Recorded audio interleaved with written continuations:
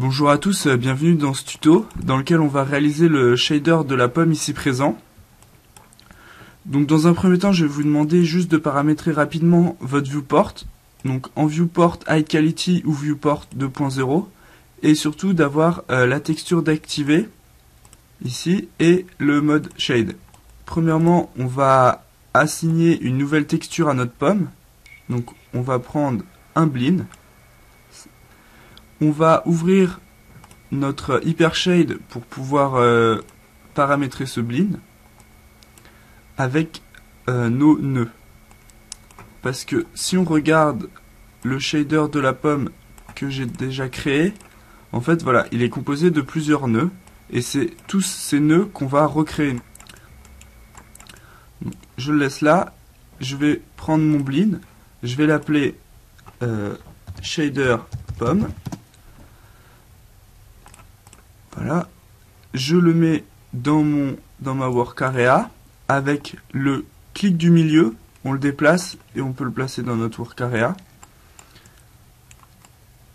Et sur ce shader, on va déjà mettre la couleur de base de notre pomme.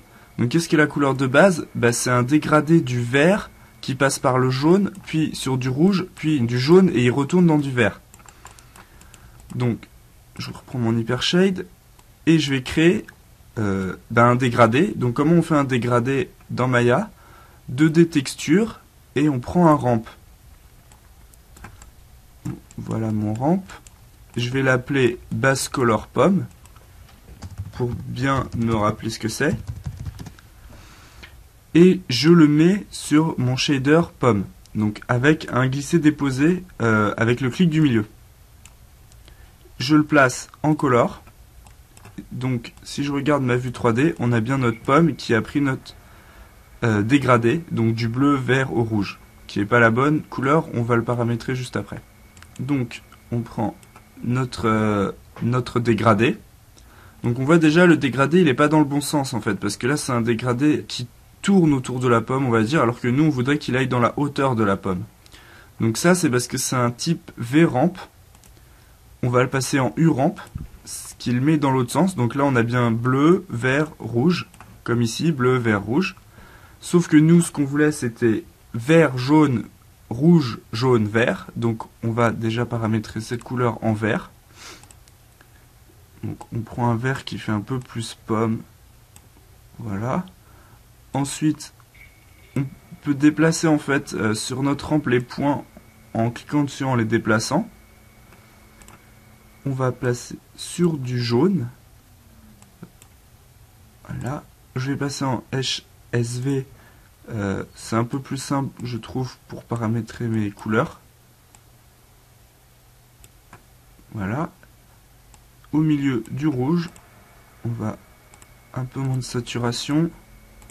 Un petit peu plus foncé. Pour rajouter une nouvelle couleur, il suffit de cliquer et ça nous rajoute une nouvelle couleur quand on clique sur notre bande. Donc là après je veux rajouter du jaune qui ressemble à celui-là, donc juste à cliquer ici. Et du vert, je clique ici et je le déplace. Donc voilà, donc là on peut voir que j'ai mon vert, jaune, rouge, jaune, vert. Le rouge est un peu trop gros, donc on va le recentrer et on va recentrer tous nos points pour avoir un petit peu plus de vert. Voilà. On vient de créer notre couleur de base. Donc si je reviens à ma pomme, on voit que la deuxième texture sur la pomme, en fait, c'est des espèces de traits dans le sens de la hauteur. Donc on va s'occuper de créer ça maintenant et de le mixer avec notre couleur de base. Pour créer ces traits, en fait, il va nous falloir une texture. Donc la texture qu'on va utiliser pour faire les traits, c'est un fractal. Hop. Si actuellement le fractal, là, sans le paramétrer, je l'assigne en couleur sur ma pomme, on obtient quelque chose d'assez moche et bizarre. C'est parce qu'on n'a pas du tout paramétré notre fractal. Pour le paramétrer, notre fractal, on va cliquer dessus. Et déjà, la première chose à faire, c'est dans le Color Balance, on va mettre en color gain et en color offset notre base color. Donc comment je fais ça? Je clique avec le milieu de ma souris, le bouton du milieu, et je déplace sur color gain et je déplace sur color offset. Vous voyez, là on a maintenant notre couleur de base et des petits points noirs. Alors, ensuite, comme on souhaite que notre texture, ça soit des traits étirés comme ça, il va falloir étirer notre fractal. Donc comment est-ce qu'on fait ça? On prend le place texture de notre fractal et dans le sens V, comme tout à l'heure, on va l'étirer. Donc on voit, si je sélectionne mon place 2D texture du fractal, dans l'attribut éditeur en fait, dans Repeat UV, là on a 1, 1. Si on met 1, 10, on étire dans le sens V notre texture et donc on obtient nos espèces de traits qui sont présents sur les pommes. On va revenir sur le fractal. Hop.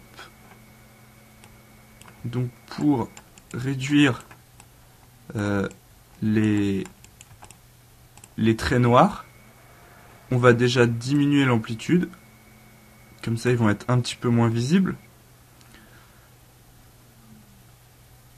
On va un petit peu augmenter le ratio.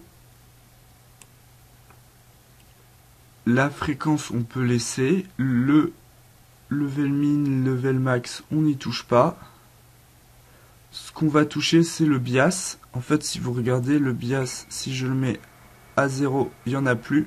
À moins 1, pardon, il n'y en a plus. À 0, c'est ce qu'on avait. Et si on met à 1, ça fait des gros traits assez dégueulasses. Donc on va le diminuer un petit peu. Je vais mettre, voilà, par exemple ça. Ouais, c'est quelque chose de pas mal. Donc, l'étape d'après, ça va être de mixer en fait nos traits, parce que si on regarde un petit peu, sur le centre ici, on n'a pas tous ces traits là. Ils sont que présents vraiment sur le haut, pas à l'endroit, pas sur le vert, au centre. Ils sont vraiment que présents presque au niveau du jaune. Donc pour ça, on va utiliser un autre ramp. Hop. Ce ramp, comme tout à l'heure, je le place en U. Je crée deux autres points ici et ici où je vais mettre donc ma couleur fractale et les points ici, ici et ici, ils vont avoir la couleur de base. Donc je prends le premier, je fais un clic milieu sur la base color, je le déplace sur la selected color, je prends mon fractal que je vais rappeler bruit pot pomme, mon ramp, je prends donc le deuxième point, je le mets bruit pot pomme. Le troisième point, je lui mets la base color. Le quatrième, bruit pot pomme. Et pour le dernier, la base color. Voilà. Ma rampe, donc je vais l'appeler color level 2. Parce qu'on a déjà la base color. Ensuite là c'est le level 2. Et je vais l'assigner à ma pomme. Toujours avec le clic du milieu, je vais de la color sur le shader et je mets dans color. Vous voyez que ça a été un petit peu atténué là, les traits. Bon, on n'a pas quelque chose exactement comme celle-là. Celle-là, je l'ai extrêmement bien paramétrée. Là, comme vous voyez, je vais assez vite. Mais vous avez juste à toucher aux paramètres du fractal pour avoir quelque chose d'encore meilleur. Et de toute manière, vous avez le shader de cette pomme-là sur le fichier que je vous passe. Donc vous pouvez regarder les paramètres que j'ai mis exactement. Donc maintenant qu'on a nos trois couleurs, on va rajouter le dernier petit détail qui sont les points présents sur la pomme. Il y a des petits points pour faire que ça soit moins homogène en fait notre pomme. Donc comment on va faire? On va créer un noise. Donc je prends le noise Voilà. Je vais l'appeler, donc point pomme. Et maintenant, on va le paramétrer pour que ça fasse des beaux points sur notre pomme. Donc pour mieux voir, en fait, on va casser le lien de la couleur sur notre pomme et on va mettre le noise en color sur notre pomme. Donc toujours avec le clic du milieu en color. Comme ça, en fait, on peut voir ce que va donner notre texture de points. Donc, on va déjà, dans un premier temps, passer le noise type ici en space-time. Ensuite, on va augmenter le threshold à 0,8, 0,9 même presque. Voilà. On va réduire un petit peu l'amplitude. On va augmenter la fréquence.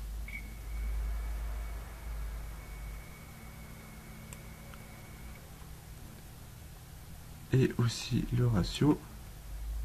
Le depth map, on va le mettre à fond. Et enfin, on va mettre la fréquence à 14-15, je pense, pour avoir plus de points. Ouais. Voilà. Là, ça fait quand même beaucoup de points. On va peut-être un petit peu diminuer. Voilà, là c'est pas mal. Ça nous fait pas mal de points. C'est bien. Donc maintenant, on a donc nos points pour notre texture. Donc on peut casser le lien. Et il va falloir mixer les points, la couleur, et pour rajouter un petit peu de bruit, le bruit pop-pomme. Ce qu'on va faire, c'est qu'on va prendre dans Other Texture, le Layered Texture. On prend nos points pommes, on les met dedans. Nos Color Level 2, on les met dedans. Et nos bruits pommes, on les met dedans. Le vert, là, on peut le supprimer. Et ensuite, ce qu'on va faire, le Layer Texture, on le met en color sur notre pomme. Donc pour le moment, c'est que notre Layer Texture, c'est la même chose que le point pomme, parce qu'on n'a pas mis, on n'a pas paramétré les différentes calques. Donc le point pomme, on va le mettre en multiply, parce qu'en fait, on veut que les points noirs, on veut pas le blanc.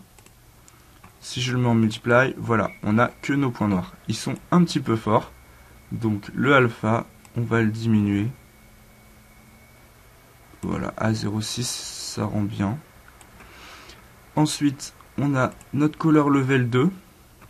Donc notre Color Level 2, c'est ce qui permet d'avoir quelque chose d'extrêmement lisse ici. Donc il va suffire juste de mettre un petit peu d'alpha, vous voyez, pour rendre un petit peu plus de bruit.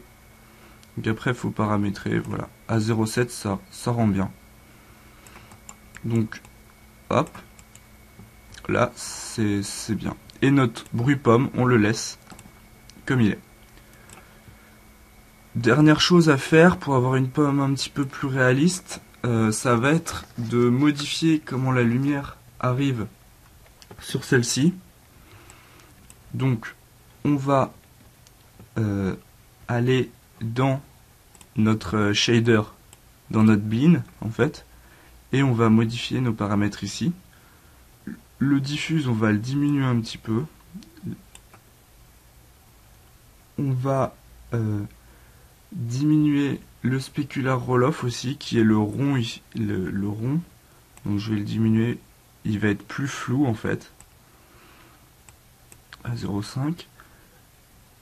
Et la reflectivity à 0,05. Beaucoup plus basse en fait. Donc voilà.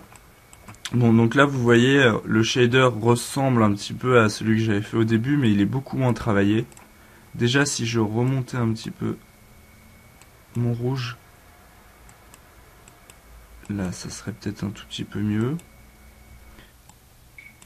Donc voilà, il vous reste juste à toucher aux paramètres comme ceci. Et pour avoir un shader de pomme un petit peu plus réaliste quand même. Parce que là il fait très... Le vert est trop flashy. Le vert est vraiment trop flashy. Ça va pas. Donc, vous réglez tous les paramètres et à la fin vous obtiendrez ça. Voilà, merci et puis à bientôt pour un prochain tuto.